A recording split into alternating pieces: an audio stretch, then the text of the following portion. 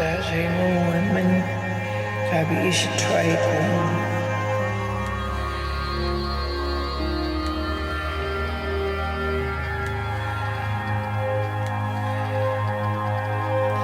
Kita inuinan.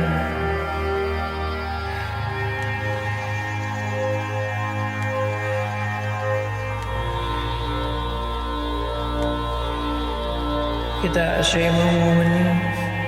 Kita inuinan. Kita asyaimun. Habe ich Träume.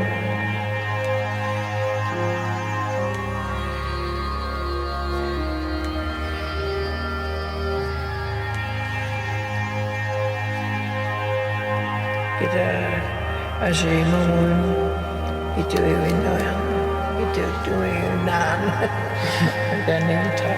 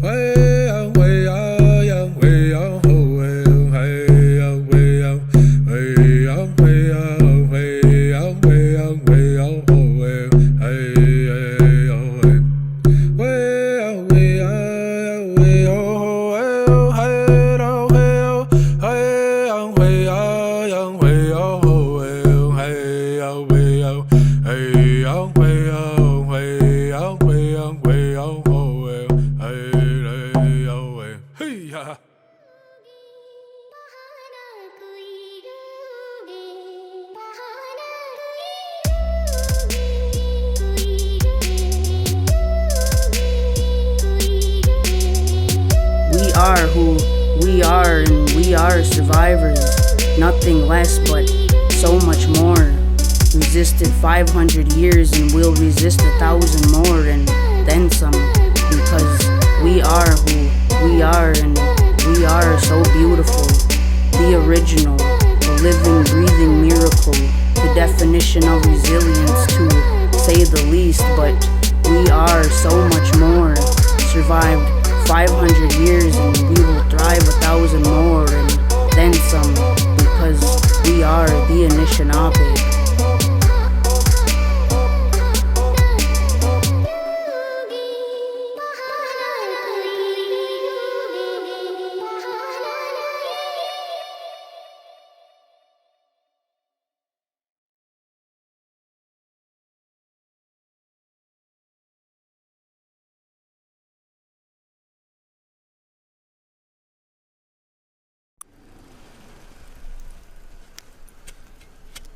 Bonjour Anishinaabe.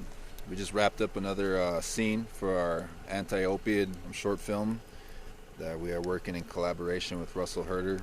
The setting of a women's ceremony. You know, not only was it empowering for the film and the project itself, but it was empowering in general for everybody that was here. Gitchi Miigwech to all the women that came out to be a part of it. Nicole for facilitating everything. She knows a lot of things that a lot of people our age don't know.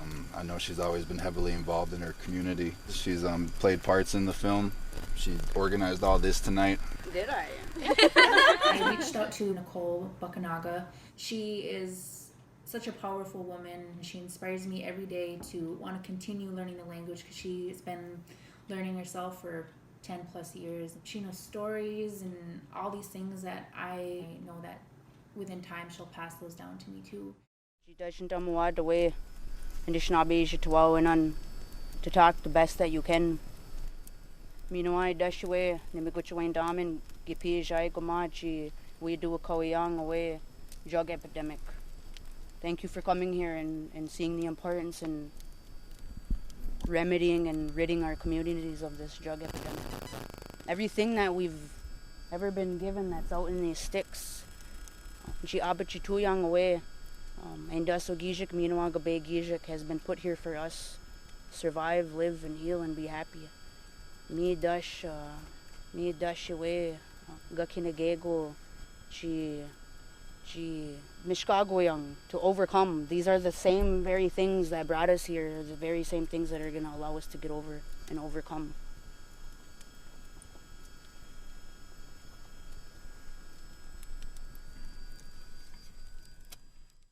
When we talk about people with addiction, include those people that are hurting.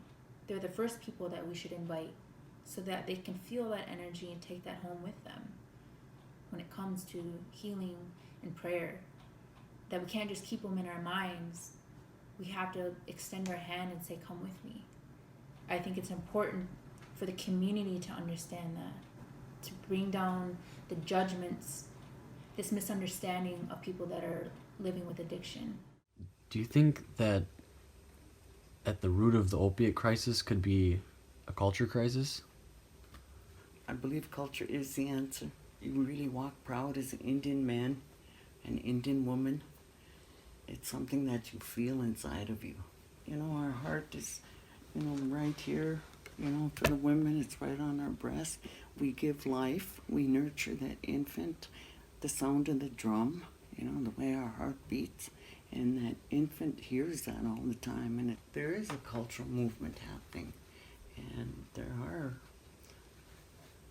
younger people seeking. You know, the seventh generation people are seeking. But not all of them have found us yet. I have hope. We've all been sleeping for a long time.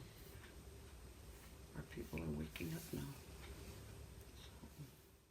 Being there on the fire with the women that are so special, and even though we knew we were there for people that are going through a hard time, it was nothing but laughs and prayer. I carried that energy for days afterwards. We just built off each other. We can continue to gather to do those things for our community, and that inspires other friend circles or family and other people in the community to do that as well.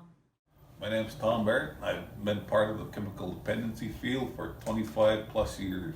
Utilizing the culture and treatment is not something that was kind of designed for them. It is something that is always there. Even though the AA philosophy has its place and it does some good work, that alone does not help our Native people. Incorporating the culture really makes someone feel proud of who they are. They understand who they are.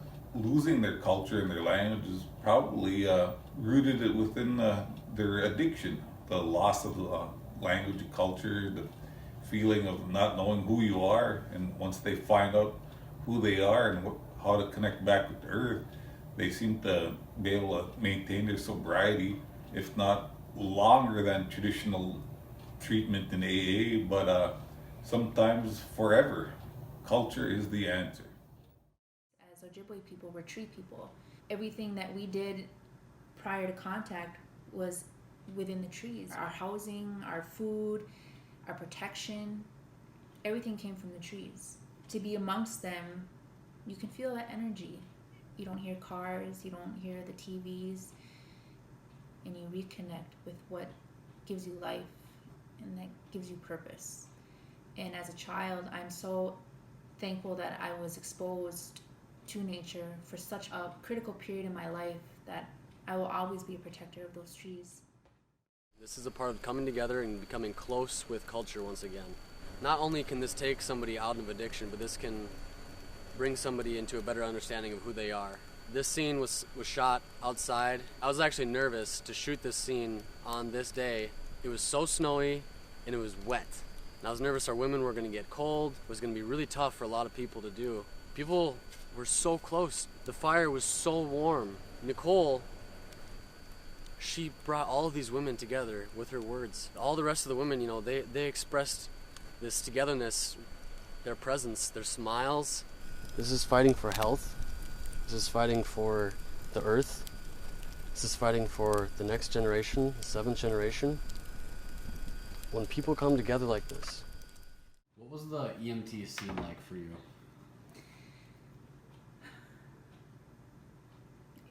To do that scene, I just lost a friend about a month prior to overdose.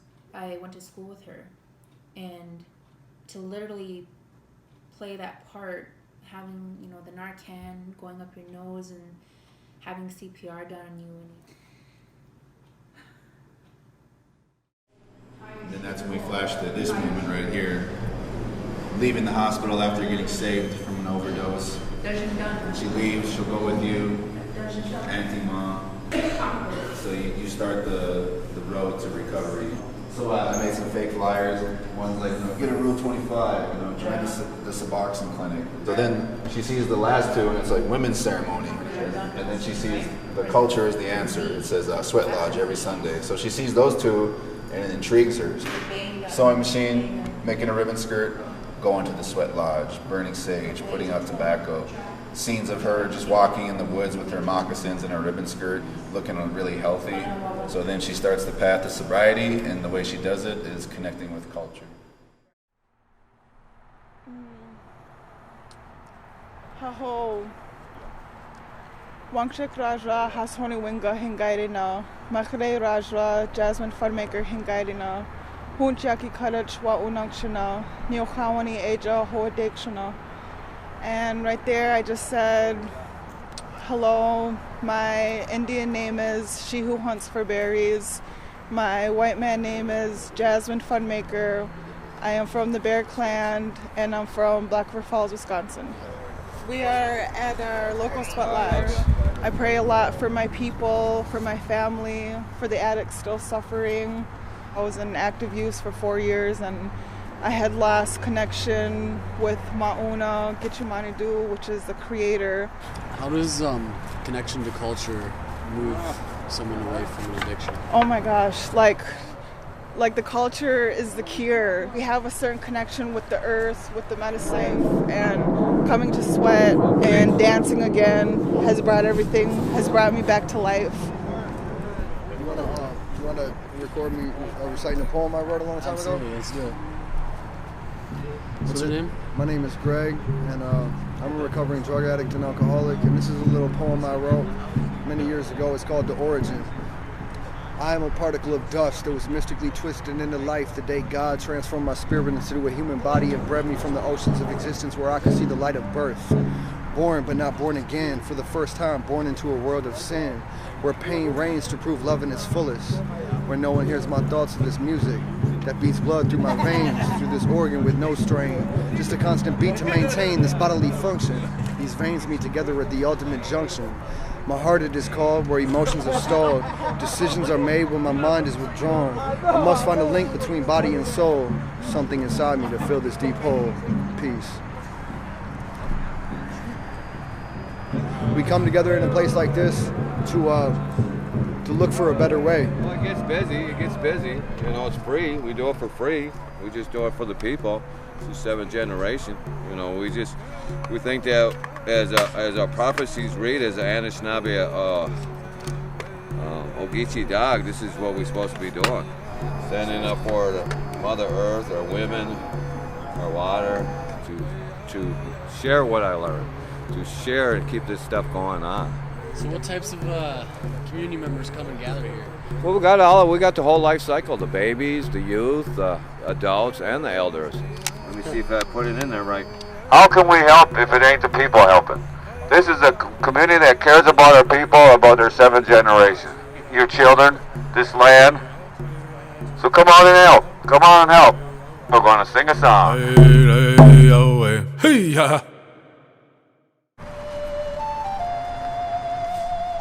But you use the wood, the TIG, the wood, the TIG, the wood to light the grandfathers up.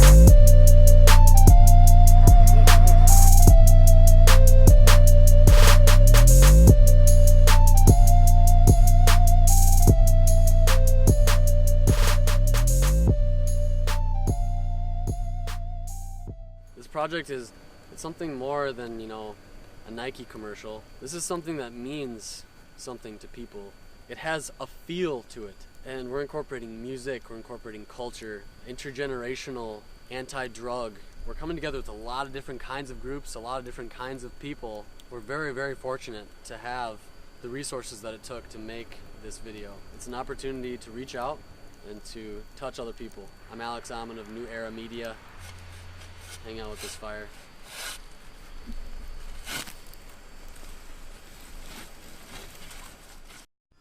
Hey